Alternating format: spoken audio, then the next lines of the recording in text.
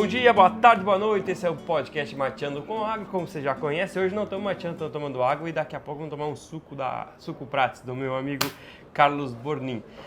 O convidado de hoje é para lá de especial, um cara que entende muito de citros. E se você não sabe, o Brasil é o maior produtor de citros. Nós vamos conhecer um pouco da história do Carlos Bornin, um pouquinho de citros e um pouquinho dos principais desafios que tem nessa cultura. Bom dia, boa tarde, boa noite, Carlos Bornin. Bom dia, Maico, boa tarde, bom dia, boa tarde, boa noite, pessoal. Para mim é um prazer estar nesse podcast. Para mim é o primeiro podcast, então vai ficar marcado.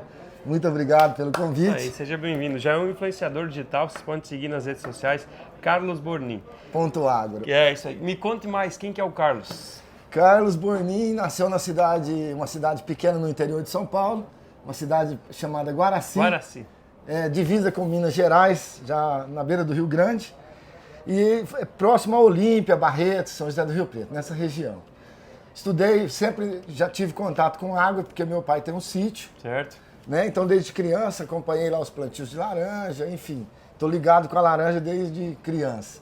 Mas estudei o técnico agrícola, trabalhei em algumas empresas, como Cargill, JF Citrus, e atualmente estou trabalhando na Agro Milora, uma empresa da Espanha que tem em 12 países, e aqui no Brasil a gente está em Brotas com um viveiro de produção de mudas. E nós vamos falar muito disso depois, né? Das tuas viagens pelo mundo, falando Isso mesmo. Estou estudando agronomia, fiz administração, técnico agrícola, agrícola e no mais a experiência mesmo do dia a dia. E lá no Colégio Agrícola, já tinha laranja lá? Já tinha laranja, em Monte Aprazível. Você sabe que eu fiz Colégio Agrícola também, Carlos, e a única coisa que eu ia nas laranjas era roubar as laranjas para os finais de semana e quando sobrava para mim roçar, fazer a limpeza, né, das estradas. Eu já feito também ainda a limpeza, tem que ser feito. Sim, Como que é feito? Isso é manual?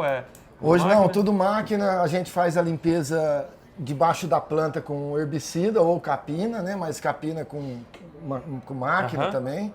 E no meio da rua a gente faz uma roçadeira. Show. De preferência ecológica, que é aquela que joga a matéria orgânica, o mato, para debaixo da planta. Que diminui o uso de herbicida e aumenta a matéria orgânica, além de um monte de outros benefícios, né? A laranja está entrando muito nisso, que as lavouras principalmente do sul, de soja, enfim, já utiliza o plantio direto. Sim. Como a gente não faz plantio anual, a gente está criando um microclima debaixo que legal, dessa... botando matéria orgânica para dentro do sistema, Isso né? Isso mesmo. O Brasil é o maior produtor de laranja e de suco de laranja do mundo, é isso? Isso, e exportador de suco de laranja. Se eu não me engano, mas é algo de 70% do suco exportado, né? Isso mesmo. Cada 5 copos de suco de laranja, 4 é do Brasil. Do Brasil. Então é uma importância muito grande. Sem falar que nós estamos falando de vitamina C, de saúde, né? A laranja isso mesmo. Além do sabor, né, do suco, refrescância, tem um apelo muito nutritivo e de saúde mesmo. É um suco que você consegue tomar, pelo menos nós aqui, não sei lá no sul, todo dia. De repente, outro suco, a gente toma 2 dias, 3 dias, já enjoa. E o suco de laranja não. Todo dia você consegue tomar e é muito bom. Sente aquele prazer, né? Deixa eu te pedir algo que não tem nada a ver tecnicamente, mas quando a gente vai no mercado, tem diferença dos sucos. Sim. Tem um suco que eu tomo bastante, que você conhece bem, que é o Suco Prates. Certo. Cara, esse pra mim é o meu filho que mais gosta, né? E tem diferença porque é a qualidade, a variedade de laranja, o que muda? O tempo de maturação? Tudo, Maico. Tudo. Por quê? Vou dar um exemplo do Suco Prates, eu tive lá na indústria, então assim, eu posso falar, eles selecionam as frutas muito bem para ser esmagada lá, processada, vamos dizer assim. Então começa por aí. É um suco sem adição de açúcar, de conservante, de água, de nada, então é pura laranja. Mesmo assim pode ter alterações, pois tem alterações de safra durante o ano, de variedades. Mais sol, mais chuva, né? Isso pode acontecer. Mas o que traz o suco ser ficar bom é ele não ter mistura com nada. Só as variações de variedade de época do ano mesmo. Show de bola. Ô Carlos, você como um especialista em citros, o que tu considera os maiores desafios da produção?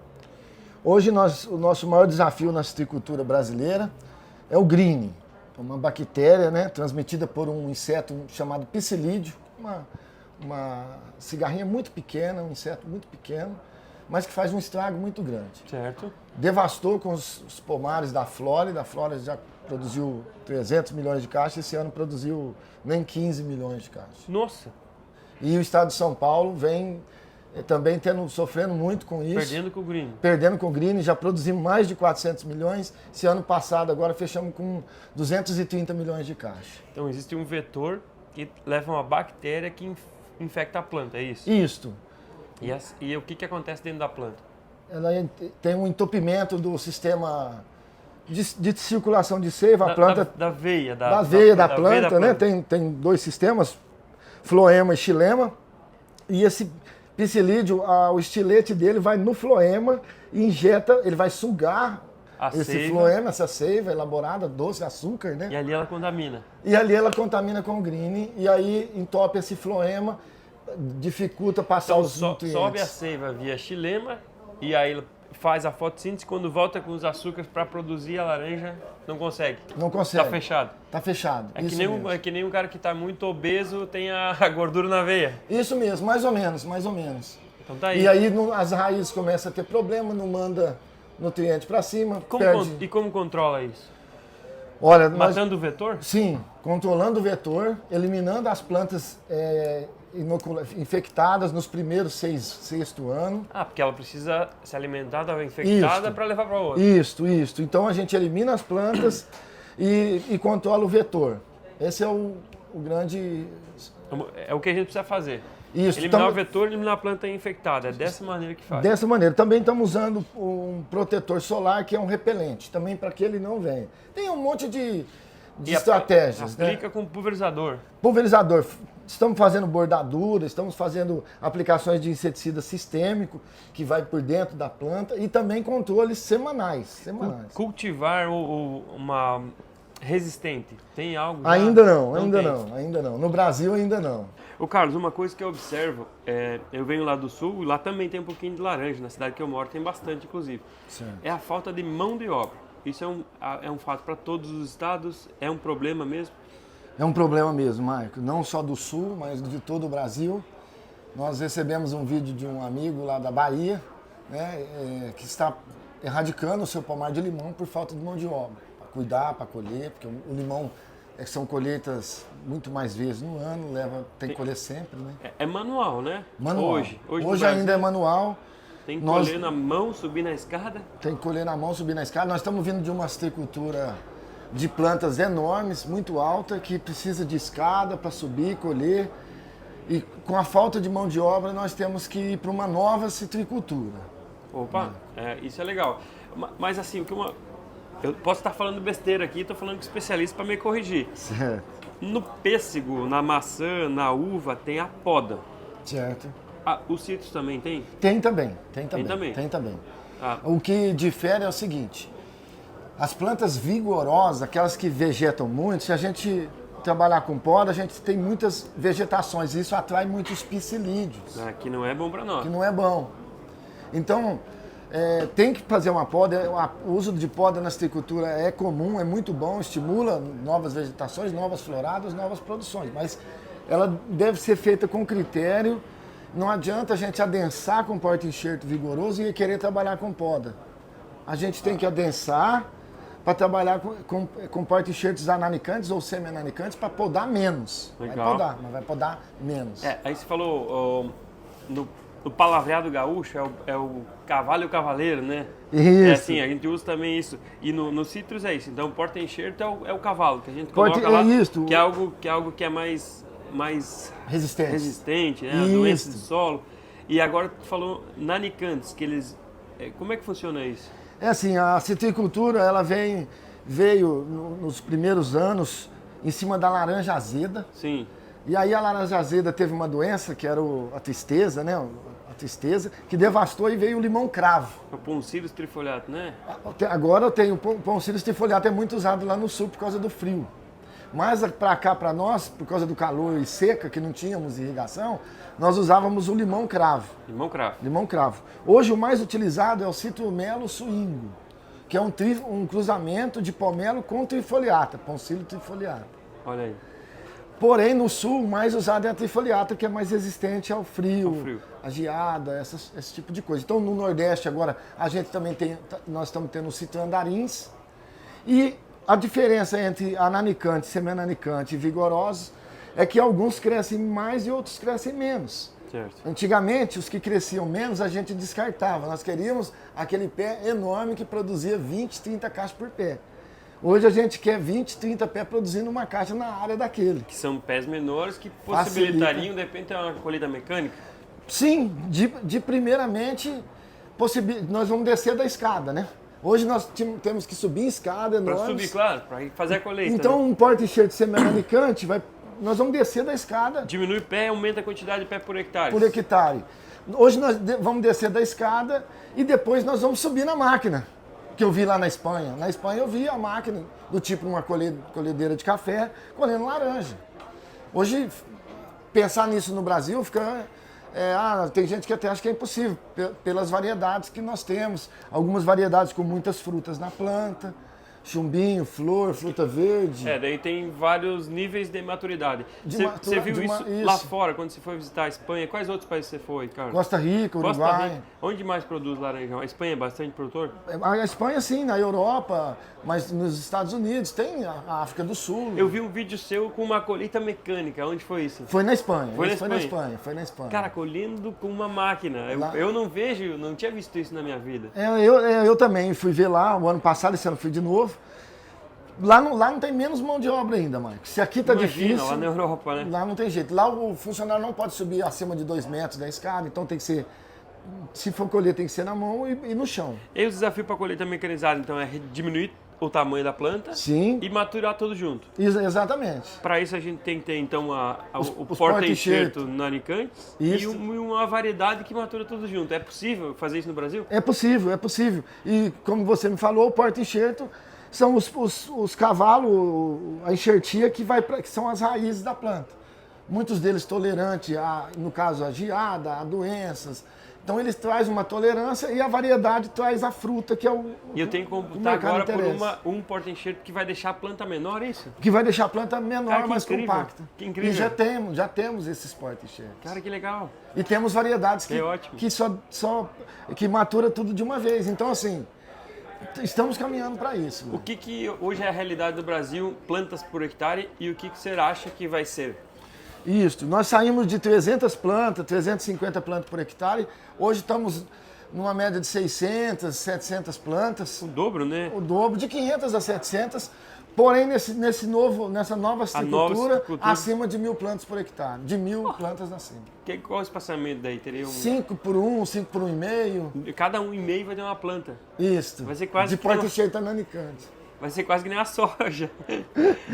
Nem tanto, mas porque são muros de produção, sim. Né? E aí, claro, aquele vídeo que você tem na tua rede social, dá pra ver a máquina passando no muro. Passa dentro. Que eu não vejo isso na nossa realidade aqui, né?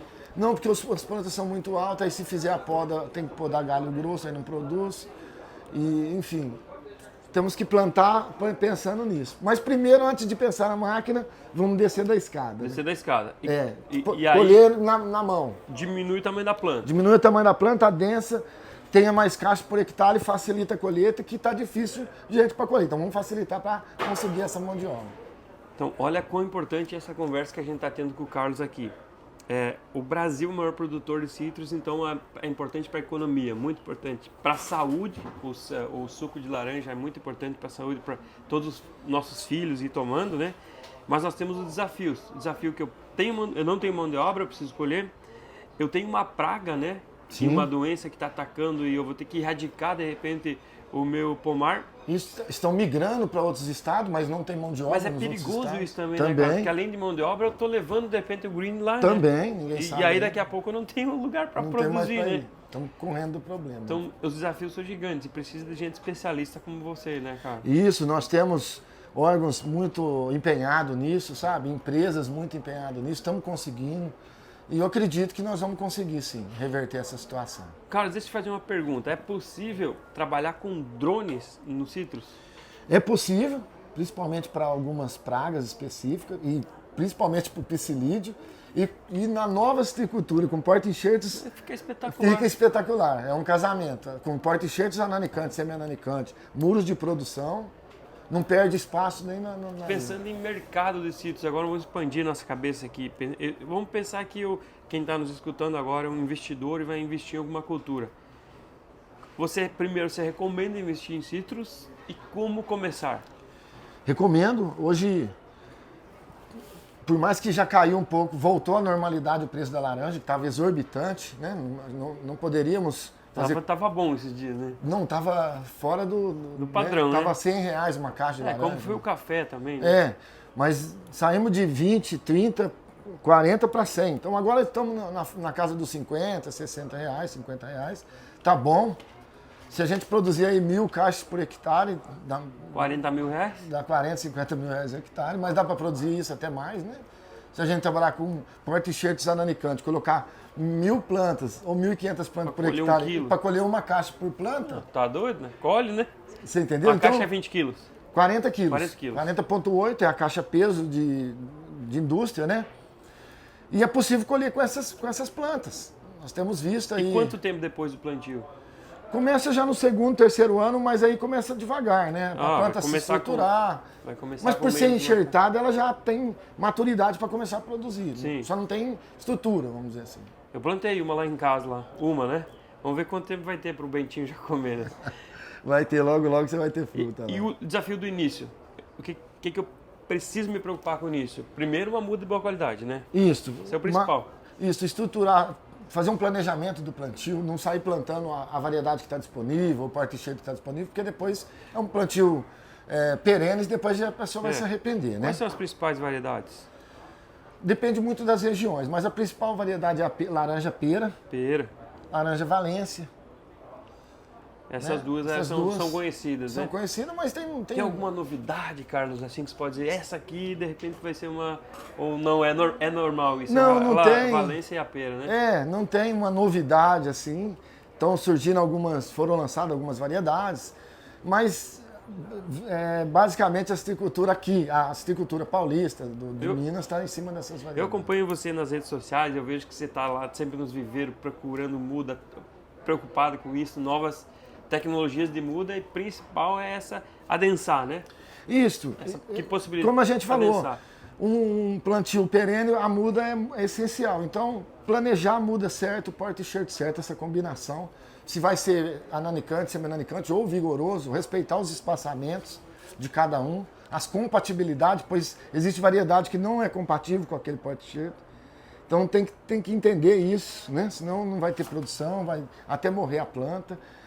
Além disso, fazer um bom preparo de solo, porque é uma cultura perene, é o momento da gente fazer a calagem, gessagem, colocar os fósforos, matéria orgânica. É importante, né? Começa muito embaixo, importante, né? Começa embaixo. Começa embaixo. Preparo de solo, muda de procedência. Perfeita qualidade, procedência, para não levar doença lá. Para não levar doença e depois tratar para não pegar doença. Esse é o segredo da nova citricultura. Nova citricultura. A gente pode tratar esse assunto como nova citricultura. Isso. Carlos, eu queria que você deixasse uma mensagem para os agricultores, os investidores e os agrônomos que querem trabalhar com citros. Isso. Eu quero falar para vocês que eu sempre trabalhei com citros, então sou suspeito de falar que sou apaixonado pela citricultura, né? E não só eu, minha família, meus amigos e quem eu sei que trabalha com citricultura é trabalhado, é muito árduo, muito difícil, mas vem a recompensa. É muito bom você fazer uma colheita, você gerar emprego, você gerar renda. E eu tenho certeza que se você quiser investir nessa cultura, você não vai se arrepender não, só fazer as coisas certas. Como é que faz para achar o Carlos? Tem as redes sociais lá, no Instagram, carlosbornim.agro, no TikTok, Carlos Bornim, Facebook, Carlos Bornim, ou pode entrar em contato com o WhatsApp também. Estamos à disposição, pessoal. Eu queria falar para vocês que nós estamos aqui na AgriShow e o Carlos topou vir gravar o podcast conosco ontem. Infelizmente não deixou por causa do tempo aqui, a gente se desencontrou e ele veio especialmente para gravar. Eu queria agradecer de coração, não é todo mundo que faz isso, mas assim, sabendo da importância de tu comunicar para todo mundo, porque todo o Brasil vai poder ver isso desde que tenha interesse, sabendo da importância dos citros para o Brasil. Então eu queria te agradecer de coração, né? O nosso tempo aqui tá passando, se nós precisar a gente vai mais, mas alguma outra mensagem que nós deixamos aqui de falar de citros, da importância dos citros. A gente falou de mercado, a gente falou de mudas, a gente falou de greening, que é a principal doença, a gente falou de tecnologia de aplicação, né? Que, tem vários tipos de tecnologia, inclusive o drone, que é uma novidade que vem vindo aí. Mais algo que a gente deixou passar, Carlos, que nós não podemos deixar para o povo escutar? Não, Michael, eu acredito que nós falamos de tudo. Sempre tem muitos assuntos, nós podemos claro, uma outra e hora. quem quiser, procura o Carlos na rede social. Isso. Se você vê um vídeo, você tem um carisma falando pro povo que é tão simples que é legal. Né? Você é de origem, nasceu em São Paulo mesmo? Sim, mas é divisa com Minas, a minha cidade. É meio mineirinho, né? É meio mineiro, um pé lá e um pé cá. Eu morei em Minas também. Ah, né? que legal, tem esse lado mineiro, né, Mas cara? eu e a Citricultura te agradeço muito por abrir essas demais, portas cara. do seu canal, que a gente sabe que é Nós que muito agradecemos. conhecido e muito obrigado. O Mateando com Agro já foi o podcast mais escutado no Brasil de agro, né? Infelizmente, por causa do Marco tá com preguiça de vez em quando, deixou de gravar, mas agora a gente vai voltar com força total. Carlos, obrigado mesmo de coração por ter aceito o nosso desafio. Mateando com Agro, próximo nós vamos trazer outra cultura. Segue lá o Carlos no Instagram, que vocês não vão se arrepender. É isso aí, pessoal, beleza? Um abraço. Espetacular!